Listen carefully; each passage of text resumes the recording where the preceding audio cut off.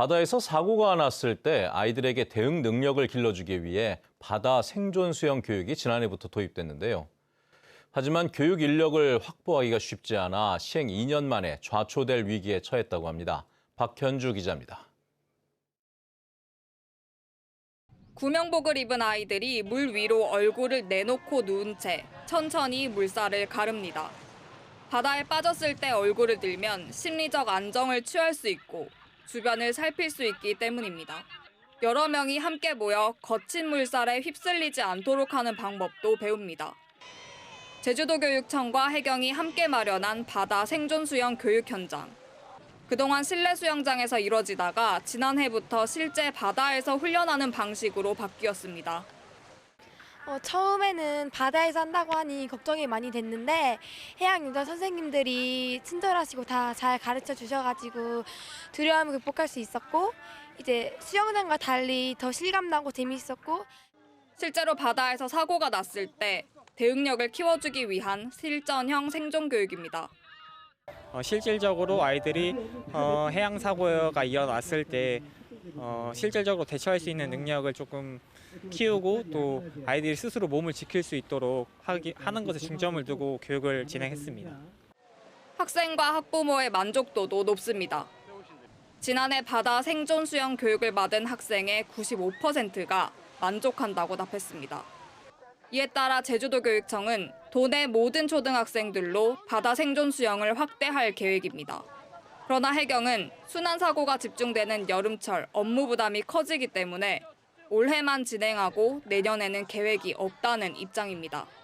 모든 학교가 이제 했으면 참 좋겠다 이런 생각을 갖지만 우리 해양경찰에서 이 교육만 할 수 있는 것도 아니고 재정 문제도 문제하고 또 저가 다른 방법으로 어떻게 접근할 수 있을까 하는 건 연구 중입니다, 사실은. 대책을 마련하지 못할 경우 예년과 같이 실내 수영장에서만 진행하게 될 가능성이 큽니다. 다만 실제 상황과 유사하게 파도가 치는 해수욕장에서 훈련을 진행하는 만큼 안전을 위한 예산과 인력 확보가 관건이 될 전망입니다. MBC 뉴스 박현주입니다. 지난해부터 도내 체육회장들의 직장 내 갑질부터 성추행 혐의까지 비리가 끊이질 않고 있는데요. 특히 체육회장이 선임한 징계위원들이 회장을 징계토록 하는 허술한 규정 때문에 문제를 키우고 있다는 지적입니다. 제도 개선에 대한 요구가 커지고 있는데요. 박주연 기자가 취재했습니다. 여직원 성추행 혐의로 물러난 서귀포시 축구협회 회장. 여직원 성추행 혐의로 경찰 수사를 받고 있었는데도 1심 징계위원회 결과는 징계 없음이었습니다.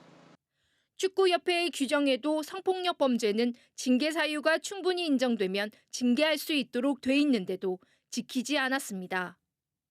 징계위원들이 가해자인 회장에 의해 선임돼 사실상 셀프 징계였기 때문입니다. 회장한테만 이익되게 그냥 아무렇지 아무 문제가 없다는 식으로 징계가 하나도 안 이루어져서 되게 좀 실망스럽습니다. 직장 내 갑질로 물러난 이병철 제주시 체육회장도 사정은 마찬가지였습니다.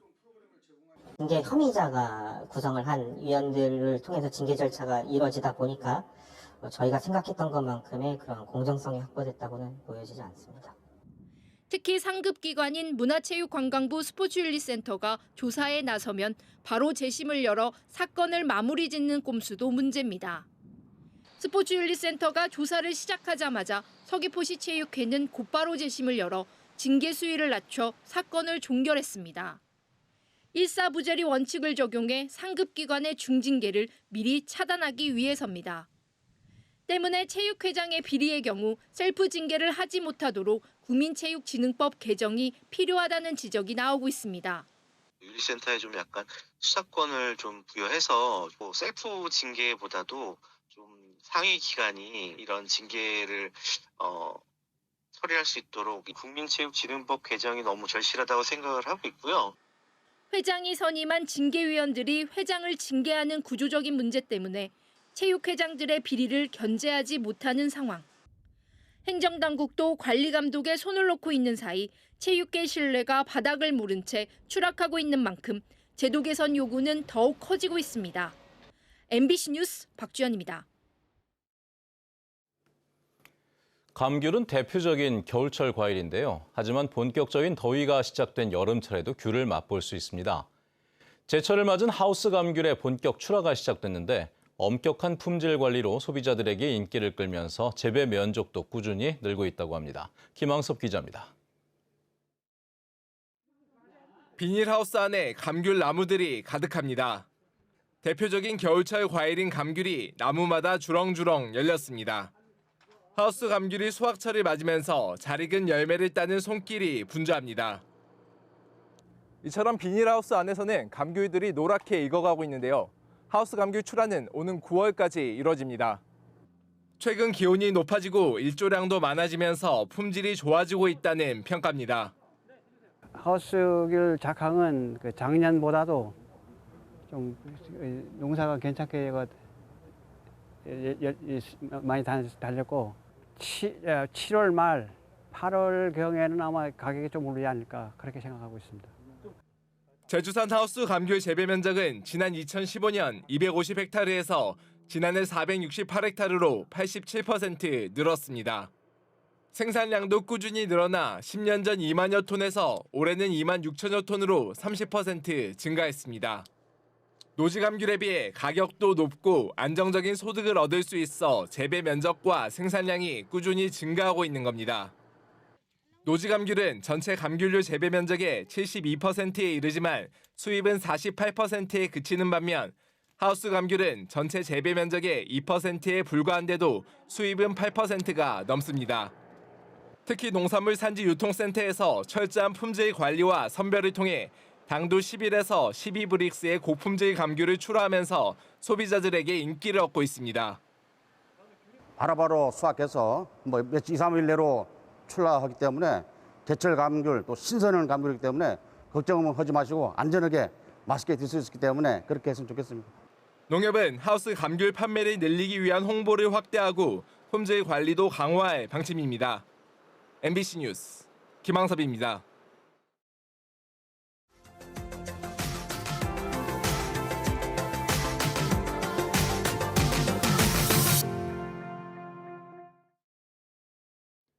최근 드라마 폭삭 소가수다의 촬영지였던 90년 역사의 광주 극장이 새롭게 모습을 단장했다고 합니다.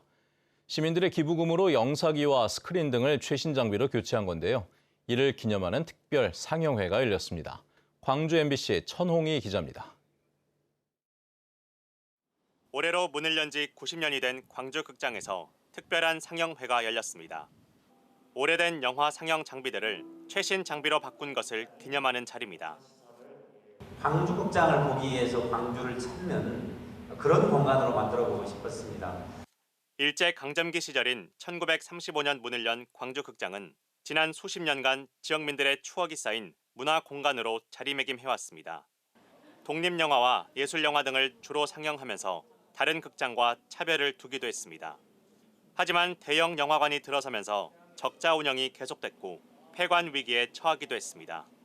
연 관객이 1만에서 3만 정도 수준입니다. 도저히 관객 수입만으로는 유지가 어려운 실정이었었고요. 이에 지역의 문화예술 거점으로 광주 극장을 살리자는 광주극장 100년 프로젝트가 시작됐고 동구는 지난 2023년부터 고향사랑 기부제를 통해 2억 원이 넘는 기부금을 마련했습니다. 이렇게 모인 기부금으로 영사기와 스크린을 교체할 수 있었습니다.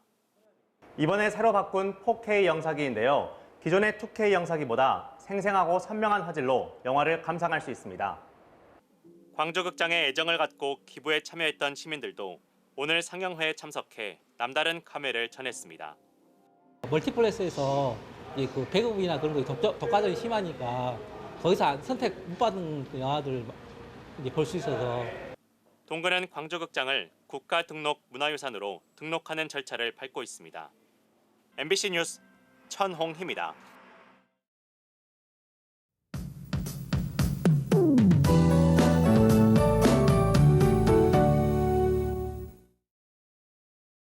새벽에도 식지 않은 열기로 많이 지치셨죠?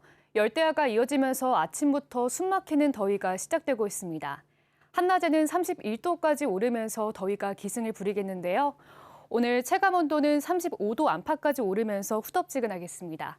더위로 에어컨 사용이 많아지면서 실내외 기온차도 커지겠는데요. 건강관리에 각별한 주의가 필요하겠습니다. 당분간 해안과 해산 지역에도 짙은 안개가 끼겠는데요. 오전 사이에는 가시거리 200m 미만으로 매우 짧아지는 곳이 있겠습니다. 교통안전에 각별히 주의하셔야겠습니다. 오늘 고기압의 가장자리에 들면서 구름 낀 가운데 맑은 날씨가 이어지겠고요. 공기질도 깨끗하겠습니다. 오전에는 햇볕이 강해지는 만큼 자외선 차단 잘 해주시기 바랍니다. 이어서 지역별 기온 보겠습니다. 아침 현재 기온은 북부 지역 26도로 시작하고 있고요.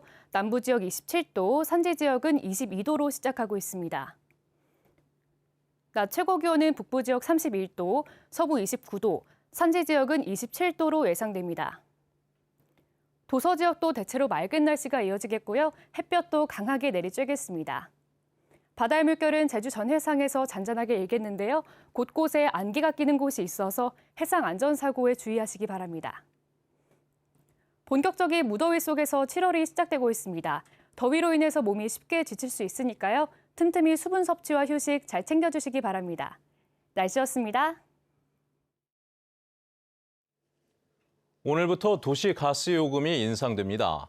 제주도는 물가대책위원회에서 가정용 도시가스 기본요금을 한 달에 750원에서 1,000원으로 올리는 등 도시가스 요금을 평균 1.87% 올리는 인상안이 원안 가결됨에 따라 오늘부터 적용하기로 했습니다.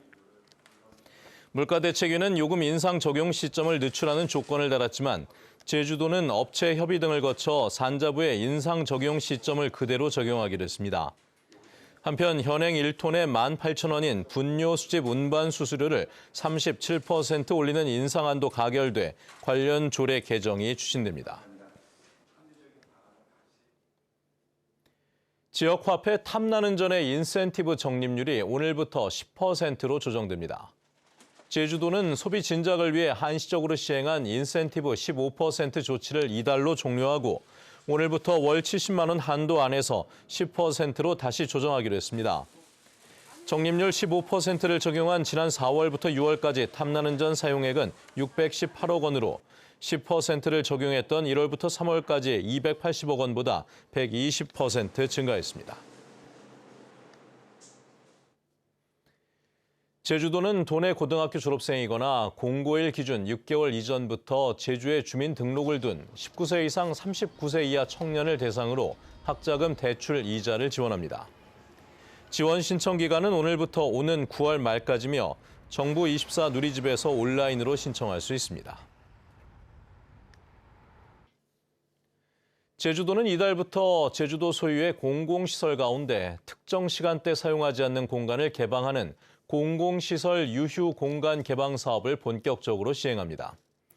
이용요금은 공간 면적에 따라 2시간 기준 5,000원에서 2만 원 사이에 부과되는데 이용일 기준 최대 5일 전까지 해당 시설을 직접 방문하거나 제주도와 행정안전부 누리집을 통해 신청하면 됩니다.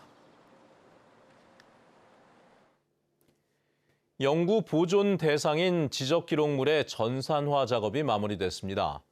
제주시는 그동안 종이로 보관하던 지적기록물을 디지털 이미지로 변환해 보존하는 사업을 최근 마무리하면서 지적 측량 결과도와 토지 이동 결의서 등 기록물 154만여 장을 디지털로 관리하게 됐습니다. 제주시는 이번 전산화 작업으로 기록물의 위조나 변조 방지는 물론 각종 재난이나 화재 등으로부터 문서 훼손 또는 멸실 위험을 줄이고 체계적으로 관리할 수 있을 것으로 기대하고 있습니다. 국제적인 멸종 위기종인 남방 큰 돌고래에 대한 첫 공식 조사가 이뤄집니다. 제주도는 예산 7천만 원을 투입해 제주도 내 남방 큰 돌고래의 서식 환경과 출현 현황, 분포 실태 등을 파악하기 위한 남방 큰 돌고래 생태 법인제도 도입 영향조사 용역을 발주했습니다. 또 이번 용역을 통해 서식지 인근 어민에게 미치는 영향과 경제적 파급 효과 등도 미리 살펴볼 방침입니다. 전국시도의회 운영위원회가 제주 4.3의 완전한 해결을 위한 후속 조치 마련을 촉구하기로 했습니다. 대한민국 시도의회 운영위원장협의회는 제주도의회 임정은 운영위원장이 제출한 제주 4.3의 완전한 해결을 위한 실질적 후속 조치 마련 건의안을 만장일치로 채택했습니다. 건의안에는 제주 4.3 기록관 건립을 위한 국비의 조속한 반영과 왜곡과 폄훼 방지를 위한 특별법 개정안의 국회 통과 촉구 등이 담겼습니다. 협의회는 오는 8월 열리는 정기회에서 공식 안건으로 처리할 계획입니다.